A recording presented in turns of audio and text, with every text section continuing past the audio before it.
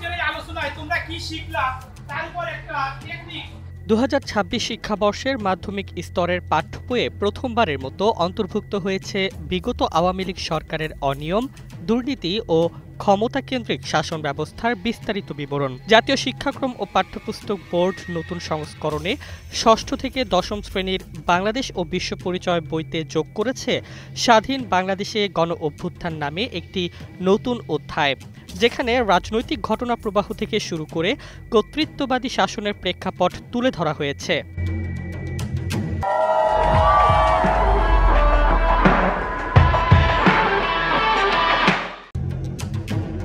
এই অধ্যায়ে বলা হয়েছে 2008 সালে ক্ষমতায় আসার পর শেখ হাসিনা নেতৃত্বাধীন আওয়ামী লীগ ধীরে ধীরে কর্তৃত্ববাদী হয়ে ওঠে।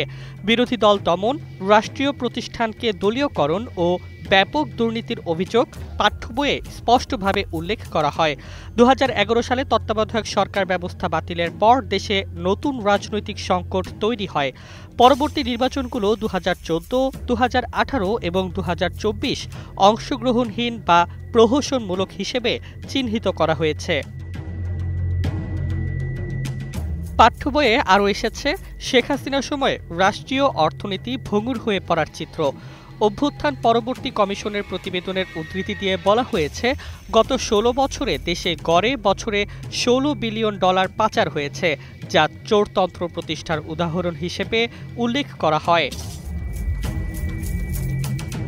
তবে নতুন বই একপাক্ষিক নয়।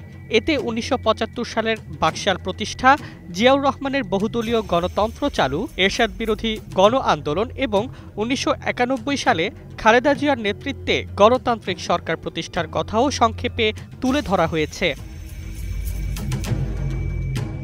2024 সালের জুলাইয়ের ছাত্র জনতার অভ্যুত্থান, শিক্ষার্থীদের ওপর হামলা, শত শত প্রাণহানি এবং 5 আগস্ট ফ্যাসিবাদী সরকারের পতনের ঘটনাও পাঠ্য বইয়ে স্থান পেয়েছে। বইটি বলছে, এই গণপ্রতিরোধ প্রমাণ করেছে জনগণের ন্যায্য দাবির সামনে কোনো দমননীতি শেষ পর্যন্ত টিকে থাকতে পারে না।